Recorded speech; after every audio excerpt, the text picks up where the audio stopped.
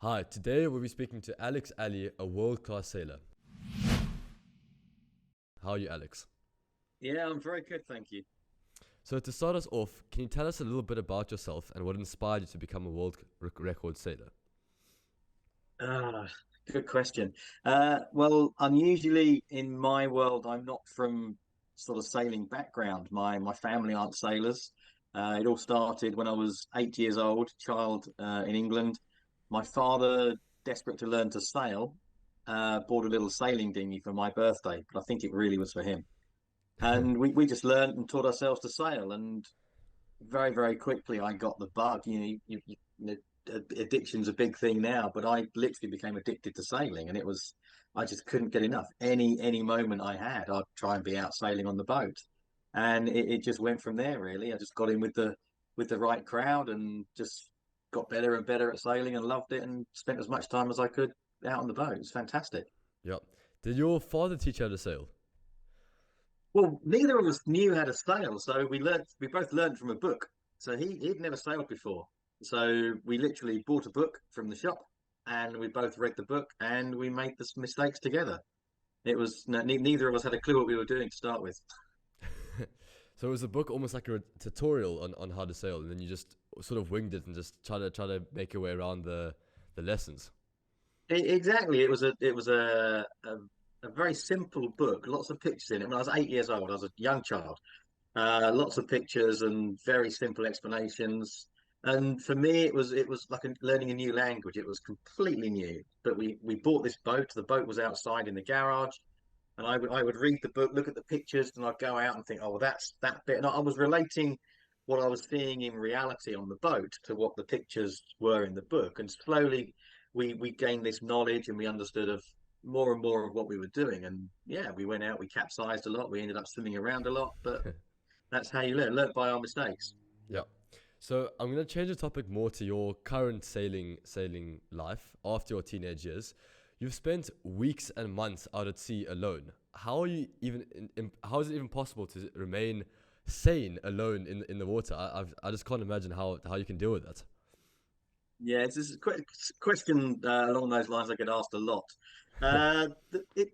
For me, it's not difficult because I spent my life sailing and racing boats. So when I had the chance to do the solo around the world record, I was at sea, like you say, for weeks and months on my own. And because you are on your own on a boat, there's so much to do. So I was never bored. I never felt lonely because I've got satellite communications and I can literally pick my phone up and through the satellite I can talk to people, or I was getting emails from Yeah. support teams back home continually every day. And I'm doing something that I love doing. It was like a dream come true for me. Every day I was out racing on this amazing boat and I was doing what I love doing. So that helped a lot. And can you share with us the story of your solo non-stop around the world record attempt and the challenges you faced during those long hours and days? Sure. How long have we got? You've got Uh, as long as you it want. was it, it was a it came around in an unusual way. I didn't set out to do the solo non-stop round the world record. I was racing another class of boat in France, and I was actually planning and trying to raise sponsorship for a single-handed transatlantic race. But halfway through campaigning for that, I was and I thought, this is what I want to do. I want to race around the world again, uh, but I want to do it on my own. And at the time, there was a single-handed round the world race for this 40-foot class of boat. So, I sold everything I had. I got some crowdfunding. I managed to buy the boat, and then the race I was planning to do got cancelled. So I now owned this Grand Prix boat that I really couldn't afford, and there was no race for me to do now. So that's when I started looking at doing world records in it. So I did a few smaller records just to raise my profile a bit and try and get some more sponsorship. And then the solo non-stop round the world record was the big goal. So that's what I was aiming for, and it was 9 years in the planning, the whole thing. So it was a big chunk of my life focused on doing this. Yeah. And what motivated you to take on such a daunting challenge of sailing around the world? I like challenges and I like winning. I like being the best I can, the best person Yeah. I can possibly be, and give it everything. So that drives me a lot. That's a big motivator for me. And mentally, how do you get prepared for such a big challenge? Well, like I said, I was doing something I love doing. So for me, the mental side of it uh, maybe wasn't quite so difficult if rather than people are doing things they're not quite so committed to do. So it's something I was 100% committed into. It's something I love doing. I knew it was going to be very tough, but I have a lifetime of experience sailing and dealing with those issues. So it's an experience I've built up, and just knowing that it's going to be tough and going in knowing it's going to be a challenging situation. If you go in thinking it's going to be nice and sunny every day and it's going to be perfect sailing, then that's a bit of a naive way to go into it. So you've got to appreciate that things are going to be challenging. One of the things we say is going knowingly into the unknown. It's knowing that things are going to be difficult and you don't know what to expect. You can have an idea, but you don't know exactly what's going to happen. Yeah. So I'm going to change the topic more towards failures. And failures is one of these things that I think every human experiences at some point, whether big or small. Are there any obstacles or setbacks that you've encountered in your sailing career? Oh, thousands, many, many, many. Uh, Funding for me is not so much a failure; it's more of a challenge. I think you know a failure is only a failure if you fail to learn from it. Yeah. So when things go wrong, it's about understanding what happened, why it happened, and how could you try and stop it happening in the future. So it's all about learning, uh, which is a big thing for me. Even as a professional sailor, I've won a world championship, but I still wanted to learn all the time. Even now, I've been sailing nearly all my life, and when I go out sailing now, I still want to learn better ways of doing things, and that's a mistake I made when I was about 20 years old. I won a world championship, and I thought I knew everything, but I didn't, and Yeah. my career suffered because of that. It was a little bit cocky, maybe a little bit too sure of myself. I had a world championship, so there was obviously something I was good at, but I thought I was better than everyone else, better than people that were trying to teach me. But that's a big life lesson. Never stop learning. No matter how good you are or you think you are, there's always more you can learn. So it's again coming back to those setbacks and failures. A failure is only a failure if you don't learn something from it. And Yeah. I've had, like I say, a lot of failures. Even the round the world record.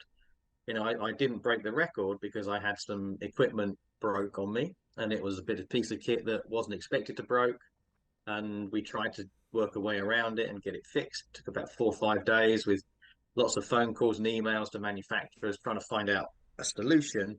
And the upshot of it was there was no way we could have fixed this solution, so I had to abandon the record and sail into Adelaide in South Australia. But I've learned from that, and you move on and fight another day. Yeah. So you mentioned a failure is only a failure if you don't learn from it, which I completely agree with. What are some of the most important lessons that you've learned from your failures? Accept that things are going to go wrong.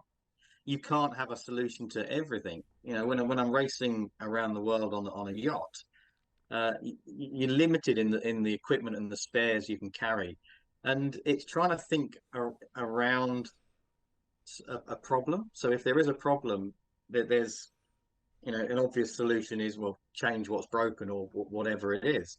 But it's also trying to have the mindset of trying to think of other ways of solving the problem. So being uh, a good thinker that you can think outside of the box is quite a good skill to try and develop in your life. Think of different ways of doing things. And again, that comes from talking to other people, learning from other people. So that comes back to my last point of view. You never stop learning. There's more than one ways to do a lot of things, and they're not all obvious. So, when things go wrong, try and find different solutions to fix them. And do you think that thinking outside the box mindset is almost crucial for success? I'd like to say yes. I wouldn't say it's crucial for success because you can succeed without having to do that, but it certainly goes a long way towards success. If it's an ability you can develop and grow, then Absolutely. That's a big tick in your toolbox of problem solving. Cool. So, how do you navigate the dynamics of leading yourself through storms and rough, threatening conditions? That's the fun stuff. Uh, I mean, adrenaline drives me a lot. Doing what I do, you've got to be a bit of an adrenaline junkie. So that's a big driver for me. But mentally keeping yourself focused on what your end goal is, that's a driver. Again, it comes back to, there are going to be tough times. It's never going to be easy sailing the whole way. There are going to be Yeah. difficult times, and you need to accept that. And once you accept that there will be difficulties, you can then work a way through them. Uh, you give yourself brain space, so you've got space in your mind to come up with problem solving issues. So if there is a problem, you've got the capacity to deal with it. Whereas if you're just worried about what's happening in the moment, you don't have that capacity in your brain to deal with solutions. You're in survival mode, and you're constantly just trying to keep yourself going. Whereas if you've got the capacity to put that to one side, you then have some abilities, and it's like computing capacity. If your computer's flat out just trying to run, then it can't solve any other problems. But if you can have a bigger memory bank, a bigger computer, then you've got extra capacity. It's the same with your mind. If you have that extra capacity, then you can have problem solving abilities. And then after that, it's controlling things you can control. It's used a lot in sport, control the controllables, and I use that a lot. So when we're out sailing, a good example is the weather. Can't control the weather. Understand it, do your best with it, but you can't control it. So it's no point blaming it, worrying about it, because you can't do anything about it. That's just wasted brain space, wasted capacity. So accept that there's going to be a storm coming, prepare the boat and deal with it. And then when it's here, there's nothing you can do about it apart from what you can control, which is your ability and the boat. So it's controlling things that you've got direct control over and not worrying about things that you can't control. So I call this my ABC. So A is you accept there's an issue or a problem or a challenge. You then have brain space. The B is the brain space. And then C is controlling what you can control and not to worry about things that are out of your control. So you mentioned a key word earlier on, which is focus, and I can only imagine that in these storms, it is highly important to focus for a long period of time to not slip up in while sailing or tip the boat or whatever. What strategies do you use to stay focused? It's keeping in mind the goal ahead of you, your reason for being there. I mean, why am I out in the ocean in a Grand Prix boat, risking my life? What am I trying to do? Well, I'm trying to break a world record, and that's the focus that I'm always picturing in the back of my mind. Somewhere in here is always the picture of me crossing the finish line, getting that world record, going on to the next record. So I've always got an image in my head of of of success, of what I want, what I'm looking to achieve. If you're in a race, you want to be picking up the trophy at the top step of the podium. So there's always that image in my mind, and that's keeping that focus, and that's a big driver for people. Yeah, and it's very clear that you've motivated for the sport and you've achieved multiple records, etc. You've spoken about a winning mindset and winning attitude when it comes to sailing. How can young people cultivate on this winning mindset, and how can they build it for themselves? Good question. It's having a belief, I think, in what you want to do, and it's doing something that you enjoy. I think to be truly successful, you need to be doing something that you enjoy. If you're doing a sport or a job or something that isn't giving you enjoyment, then you're never really going to push yourself doing it. So one of the first things I say to people is, what do you enjoy doing? What gives you a buzz in life? What really makes you happy? And then whatever the answer is, I say you go and do that somehow, because whatever it is, if people like horses, for example, then you could ride horse, you could become a riding instructor, and if you enjoy it, you'll become good at something because you enjoy doing it. So you're going to get better and better at it, and then at some point you will have knowledge and skill within that discipline, and someone somewhere is always going to be willing to pay for your experience or to seek your experience. So it's really, really, really important that you enjoy whatever it is you want to do. That's critical for me in life. And I mean, for me, sailing's my passion, and that's what drives me. I love doing it. I enjoy doing it. So I give it 110% all the time because why wouldn't I? It's what I love. It's my life. And when dealing with high pressure situations, how are there any strategies or techniques you've developed to cope with these situations?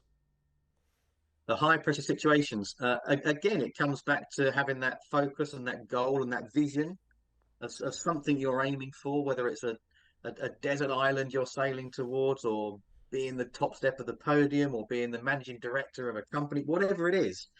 I think you always need to keep that in the back of your mind, that graphic image, a real image of what success is, and you need to define what success is for you. For me, it's getting the world records, and I have this picture all the time. I was going around the world in the toughest conditions. I'd be sat down below, it could be snowing and stormy outside, and I'd still have this image of me sailing across the finish line in France on a nice sunny day with crowds cheering. That was my driver. That was my image that kept me going all the time. So I think having a something to drive you like that is important. And while talking to you, I can't stop imagining the thunderstorms you might go into and the big waves. I mean, it would freak me out personally. How do you balance risk taking with caution when pursuing your goals in these hectic weather conditions? It's funny you say that. About 4 nights ago, we were sailing through a huge thunderstorm, Yes, this. and the whole sky was lighting up. And I was thinking, please don't strike the mast, because that's a bit of an issue because all your electrics tend to blow up. Yep. So what's the question again, Ben?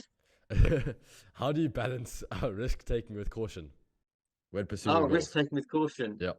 Yes. Uh, Again, it's about controlled risk versus uncontrolled risk. So again, back to my around the world record. I had this Grand Prix boat. Everything I owned was in this boat. It was a huge risk, and I couldn't afford to insure it. So all my life savings, everything was wrapped up in this boat, and it was uninsured.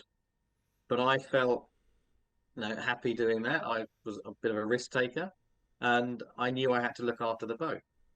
So when I had the problem that caused me to abandon, I had a choice. I could have carried on, but the boat was never going to sail at its full performance, which meant it would put me at a higher risk of damage and being caught up by big storms. Because when the boat's at full performance, you can outrun a lot of the weather system, so you can get out of the way of a lot of the storms. But with a wounded boat, I couldn't sail at full performance, so there was always this risk I'd get caught by a big Southern Ocean storm, and also I'd be slower getting to Cape Horn at the bottom of South America, which meant I'd be more at risk from icebergs, and that wasn't an acceptable risk for me. So that was more than I was willing to take on, knowing also that I wasn't going to get the record because the boat was slow, and I've already raced around the world before, so I wasn't doing anything particularly new to me, and I wanted to get the world record, and with a broken boat, I knew I couldn't, and it was then balancing that risk. And for me, at that point, the risk was much greater than any reward I was going to get. So that's Yep. when I called it a day and pulled the plug on the project. So these rewards that you're trying to achieve are obviously goals of yours, and sometimes the risk is too much for the certain goal you're trying to achieve. How do you set ambitious goals for yourself while also ensuring that you have a realistic or attainable future when it comes to the sport? So setting the goals, it depends on what the project is. The boat I'm on at the moment is it's a big 80-foot sailing boat. We're sailing around the world again. And the goal for this is to keep everyone happy. We're not trying to break records. It's not trying to go as fast as we can. We've got a crew on board, and it's just making sure everyone has the best enjoyment they can. So that's my goal on this project. So it varies from project to project, and you need to work out what the goal is so you can strive to achieve it. So the goals vary from project to project. The round the world record, obviously, the goal was to break the world record. That's a very black and white goal. It's a very obvious goal, and you just got to sail the boat as fast as you can without breaking it, without taking too many risks that you risk breaking the boat, but you've still got to push the boat to break the record. So again, it's getting that balance right of how hard do you sail the boat, how hard do you push yourself against, are we risking damaging and failing the whole thing? So it's getting that balance right, and that, is hard to, it's hard to know. In fact, you'll never know until you've got to the end of the project. You'll never know if you took the right decisions, because you'll never know what happened if you went Yeah. down the other decision route. So it's about learning again. It's coming back to that, listening to people, learning people, taking advice from people, listening to other people's experiences, and then you take what you need from their life experience, and then you apply it to your project, your challenge, your life. So again, it's learning all the time. Yep. And as a pioneer of adventure psychology, how can understanding the principles of this discipline help individuals overcome obstacles and reach these goals that we're discussing? I love adventure psychology. It's such a powerful new discipline. Uh, just to give you a bit of context, comparing it with sports psychology, a lot of businesses, a lot of sports people obviously using sports psychology, and it's about having this winning mindset. But the problem with sports psychology in a business or a life context is business and life isn't like a sport. So, for example, if you're a 100-meter sprinter, you know that your race is 100 meters, it's going to take you 10, 12 seconds or whatever, and you know you're in a lane, it's 3 feet wide, there are seven other runners with you, you'll line up, a gun will go bang, you'll run for your 10 seconds, 100 meters, and then that's it.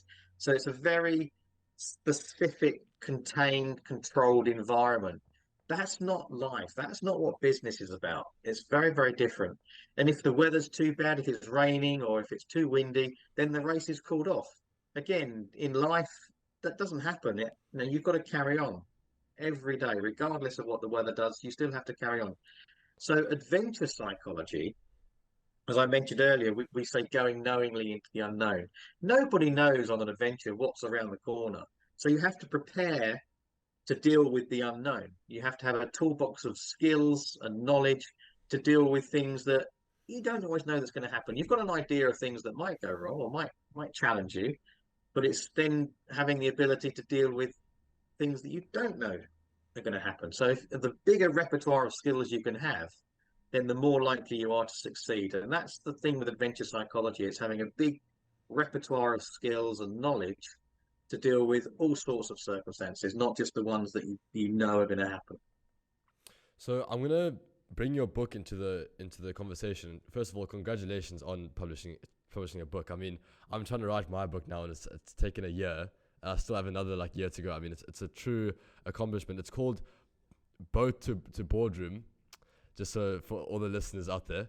And you've discussed success, and in this book, you've almost obviously touched on yacht racing and the business world. Can you give us a glimpse into some of these valuable lessons and how they can be applied to personal and business success? Oh, there's so many. I mean, the book itself that came around after around the world yacht race, and the book's kind of two books in one. So the first half of the book is just the story of racing around the world. It's a diarized story of a 10-month race, 12 boats in the race, 18 crew on each boat from all walks of life. And it was a huge event and a lot happened. And at the end of the race, we got together and we wrote the story of the race. And then we took business lessons using that as a case study. So there's lessons on crisis management, there's lessons on communication skills, and we've used the yacht race as a case study for all those lessons. So the crisis management, we had a medical evacuation. We were 1,000 miles past Cape Horn into the Southern Ocean, huge storms. We had a big accident. One of our crew got injured, and we had to deal with it. So what we took from that in business or in life, you get hit by these curved balls, and it takes you off your plan, uh, or your strategy of what you're looking to do, and suddenly something sideswipes you, and you're on a different path. And again, it's accepting that, hang on, we're on a different path here. Let's not keep striving towards the goal we were trying to get to win the race, because we can't now. That's changed completely. And it's then refocusing on dealing with the issue or the challenge at hand, which in our case was we've got an injured crew. We've got to look after him. We've got to get him stable, make sure the boat and the rest of the crew are stable. That's our immediate triage.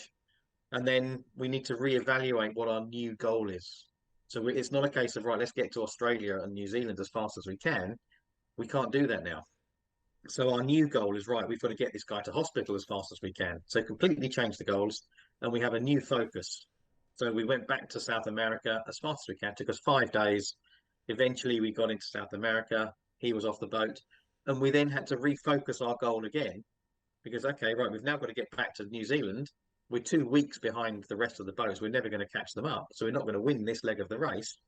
But okay, well, let's spend the time working out how we can sail the boat faster. We can try things out, try different systems out, different people on different jobs, and because we're not worried about losing minutes against other boats because they're 2 weeks away. It doesn't matter if we lose an hour, we're still going to be behind them. So we just needed to focus on getting the boat to New Zealand as quick as we could.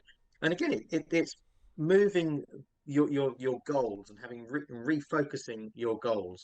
So when things do change, don't keep striving for your original goal because things have changed. The landscape's not the same. So the rule books are different. So you change tack and you refocus on another goal. Might be a short-term goal just to deal with the issue that you're in. And that's one of the biggest lessons I think that's come out of that book. So on this boat that's obviously struggling or whatever, you obviously leadership must be highly important to try solve these issues. What kind of leadership strategies do you use on your boat when dealing with an issue like this? Uh, I mean, again, the leadership strategy, how you lead people, that varies depending on the situation. Normally, I am a fairly laid back